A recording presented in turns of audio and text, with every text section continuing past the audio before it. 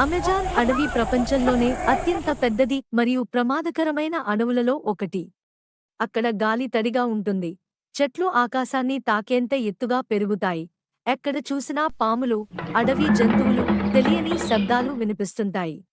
అలాంటి అడవిలో ఒకసారి అరవింద్ అనే యువకుడు తప్పిపోయాడు. అరవింద్ ప్రకృతి ప్రేమికుడు. అతనికి కొత్త ప్రదేశాలు చూడటం, అడవుల్లో తిరగడం చాలా ఇష్టం.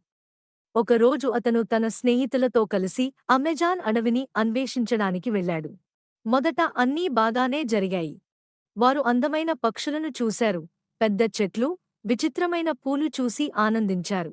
కాని అడవిలోకి లోతుగా వెళ్లిన తర్వాత పరిస్థితి మారిపోయింది. సాయంత్రం అయ్యేసరికి వర్షం మొదలైంది. గాలి బలంగా వీచింది. వర్షం వల్ల దారి కనిపించలేదు. అరవింద్ తన స్నేహితుల నుండి వేరుపడ్డాడు. చుట్టూ చూసినా ఎవరూ కనిపించలేదు. కేవలం గాలిలో చెట్లు కదిలే శబ్దం మరియు దూరంగా జంతువుల అరుపులు మాత్రమే వినిపించాయి. మొదట అతనికి చాలా భయం వేసింది. ఇక్కడి నుంచి ఎలా బయటపడాలి అని ఆలోచించాడు. కానీ వెంటనే అతను తనను తాను ధైర్యం చేసుకున్నాడు. భయపడితే ప్రయోజనం లేదు.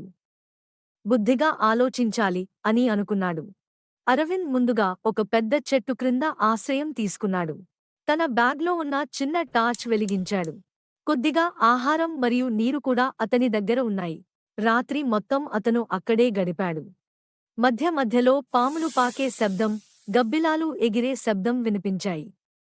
అయినా అతను కదలకుండా నిశ్శబ్దంగా ఉండిపోయాడు. మరుసటి ఉదయం సూర్యకిరణాలు చెట్ల మధ్యనుంచి కనిపించాయి. అరవింద్ మళ్లీ ప్రయాణం మొదలుపెట్టాడు. అడవిలో బయటపడటానికి ఒక పద్ధతి అతనికి తెలుసు.